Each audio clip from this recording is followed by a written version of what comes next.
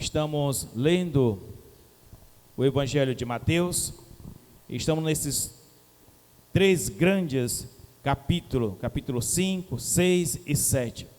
Jesus se encontra na montanha e aqui o evangelista apresenta de fato Jesus como o novo Moisés, aquele que recebe as leis, as indicações para orientar o seu povo.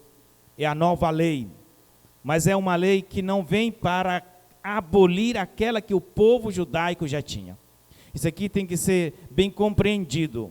São Paulo vai deixar claro e Jesus deixa também de maneira bem distinta. Eu não vim para abolir aquilo que vocês já acreditavam, a lei que Moisés deu para vocês, mas eu vim para dar cumprimento. Se Jesus veio para dar cumprimento a essa lei, faltava alguma coisa. E aqui ele vai de fato além da Torá. A Torá são indicações. Depois foi traduzido como lei, no grego, nomos, foi traduzido como lei. Mas no princípio é indicação, é orientação. É mais suave. Às vezes uma lista, um corpo de lei pode tornar-se pesado para alguns ouvintes. Mas a indicação, a orientação, ela é mais aceitável, parece. A gente gosta mais. É como um pai, uma mãe que pega nas mãos da gente e vai indicando o caminho. Vai dizendo, meu filho, é por aqui, minha filha, é por aqui, meu filho, não faz assim que não vai dar certo. Meu filho, faz assim que você vai se livrar do mal. Quer dizer, são indicações. Então a Torá, os mandamentos da lei de Deus, são orientações oriundas de Deus. E Jesus vem dar cumprimento a essas indicações, para que você não venha a cair em buracos estranhos, que você não venha a morrer, né? Porque ele coloca diante de nós, como dizia na primeira leitura, a vida e a morte. Esse contraste é sempre presente no Antigo Testamento. Coloca diante de você a vida e a morte. E eu vos exorto a escolher a vida. E nós só vamos escolher a vida na medida que a gente dá obediência à sua palavra. No momento que você começa a viver, de fato, as suas orientações, as suas indicações. E o que é interessante em Cristo Jesus? Qual é a grande novidade? Que com Moisés tem um comando, tem uma orientação, uma indicação externa. Ele apresenta as tábuas, né, ali com os 10 mandamentos, as 10 palavras, mas em Cristo Jesus, como já tinha anunciado Jeremias, essas leis não estão mais só visíveis, colocado em uma tábua, ou num pedaço de ferro, ou de metal, ou de ouro que seja, mas em Cristo Jesus essa lei passa a ser escrita aqui dentro. Eis que virá novos tempos, aonde eu escreverei e farei contigo uma nova aliança. Não será mais escrito numa pedra, em cima de uma pedra ou em uma pedra, mas será escrita no teu coração, um pedaço de carne. E no momento que essas indicações estão no meu coração, estão na minha consciência, aí sim ele vai na essência. Jesus começa de fato a ir na raiz da coisa. Não basta só não matar fisicamente. Jesus vai além. Tem muita gente que não mata, graças a Deus. Ele não mata o outro fisicamente. E ele pode querer enganar a sua própria consciência. E tem gente que faz isso, né? Ele chega para se confessar, diz, eu não matei, não roubei, pronto. É um santo. Diz, meu filho, pode levantar e ir embora, que já que não matou nem roubou, né, não tem pecado. Tem gente que ele chega logo se defendendo assim. Padre, eu não sei nem o que eu vou falar para o senhor. Matar, não mato. Roubar, eu não roubo, como se o único pecado da vida fosse só esse. E Jesus vai além e diz, olha, cuidado, você que disse que não mata. Cuidado, você que disse que não trai. Cuidado, porque o pecado ele não está só no externo. A nova lei, essa lei que vem realizada em Cristo Jesus, ela vai identificar o pecado não só no externo, ela vai identificar o pecado ali dentro. Dentro da tua mente, dentro da tua consciência. É ali que nasce tudo. Né? Hoje se fala muito de energia positiva, física quântica, todas essas coisas, né? Que a gente tem que pensar positivo. Pensa positivo, que a coisa vai acontecer. E tem coach, tem mais e tanto tipo de gente aí dando essas motivações para profissionais e tantos outros tipos de pessoas, palestras e mais palestras sobre isso. Jesus está dizendo, numa lógica diferente, mas está dizendo, se você continuar alimentando o pecado ali dentro, mais cedo ou mais tarde, vai acontecer. Por quê? Porque você está alimentando, você está pensando. Como ele disse, olhou para uma pessoa e você desejou em possuir, você vai fazer o quê? Você vai alimentar aquilo. E mais cedo ou mais tarde, se você não parar com esses pensamentos estranhos, esses pensamentos eles se tornam realidades. Estas palavras, os nossos atos, antes de se tornarem ações, atos, alguém tem que pensar. Essa igreja, antes dela se tornar essa estrutura, alguém pensou essa estrutura. Um dia essa estrutura foi ideia, simplesmente ideia. Mas de tanta comunidade pensar em cima daquele projeto, de tanto ela desejar aquele projeto, um dia se tornou realidade. O nosso salão ainda é uma ideia, né? Uma ideia que você vê ela pegando forma, ela está se concretizando, mas um dia foi ideia, um dia ela foi pensamento. E assim é no lado negativo. Aqueles pecados que você alimenta enquanto ideia e você acha que ele não é inofensivo, ele ataca, ele está atacando. E mais cedo ou mais tarde ele se concretiza. Né? Uma pessoa que tem raiva da outra e ela não corta isso através da sua confissão, não busca se reconciliar enquanto está em caminho rumo ao juízo final, ela pode se complicar. Porque mais cedo ou mais tarde eu posso realmente ter um atrito físico com essa pessoa. Vocês estão vendo como é forte, né? Ela vai na essência, vai lá dentro, lá cortar o mal, como diz os nossos pais, cortar o mal pela raiz. Eu preciso cortar o mal pela raiz. E onde é que nasce o mal? Ele nasce dentro dos nossos corações. Precisamos sim, meus irmãos, ouvir intensamente todas essas palavras. Quantas coisas foram ditas nesse evangelho longo, né? Se as tuas mãos te levam a pecar, corte-a. É melhor você entrar no céu com uma mão só do que ir para o inferno balançando as duas mãos. Só que se tu pegar isso aqui também ao pé da letra, tu vai chegar no céu só o cotoco, meu irmão. E olhe lá se chegar. Porque a mão corta, depois corta a outra mão e corta e vai cortando. E às vezes o camarada está só o cotoco na cadeira de roda e ainda está pecando. Aí tem que cortar a cabeça mesmo, não tem jeito. Então não se trata de cortar os membros literalmente, como alguns fizeram isso ao longo da história antiga. Não se trata.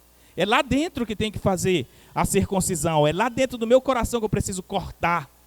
Me libertar de fato. E libertar de fato significa não fazer aquilo que eu quero. Quando Deus dá as orientações, quando Deus dá nas mãos de Moisés para que ele possa orientar seu povo as leis, ele está dizendo que você não tem que fazer o que você quer, o que dá na telha. Tem gente que quer fazer, diz, eu amo Deus, eu amo a igreja, mas na vida prática dele, ele quer fazer o que bem quer. E quem escolhe fazer o que quer, está escolhendo a sua própria destruição. Quem diz que me ama, observa os meus mandamentos. O rochedo, como dizia na leitura de hoje, na antífona, o Senhor é o meu refúgio, o Senhor, eu tenho sede, eu quero habitar esse rochedo. Quantas vezes o salmista olha para Deus e vê nele o rochedo, essa casa firme, e que a gente deseja habitar. Quantas são as pessoas que precisam hoje de uma estrutura assim, forte, esse rochedo, esse refúgio. E ele vai e diz depois, se você quer ser habitado nesse rochedo, na verdade eu também quero habitar em ti. E para mim habitar em ti, a gente vê esse jogo, o homem que quer habitar em Deus porque é um rochedo, uma casa forte, e Deus que, na verdade, quer habitar o homem. E ele habita o homem e nos habilita a rejeitar o mal quando nós escutamos a sua palavra. Então, a lógica é essa. Você quer ter um caminho seguro, passos certeiros? Então, comece de fato, meus irmãos, a deixar essa palavra de Deus entrar dentro de ti e você se reconciliar com ela. Por último, ele diz, quanto você estiver em caminho, você se reconcilie com o seu adversário. Ou seja, enquanto nós estivermos sendo peregrinos nesta terra. Então não perca mais tempo. Não perca tempo para se reconciliar com o teu próximo. Porque todos nós, Padre, todos nós estamos em caminhos. E todos nós precisamos de fato dessa orientação e dessa habitação de Deus. Se quiseres observar os mandamentos, eles te guardarão.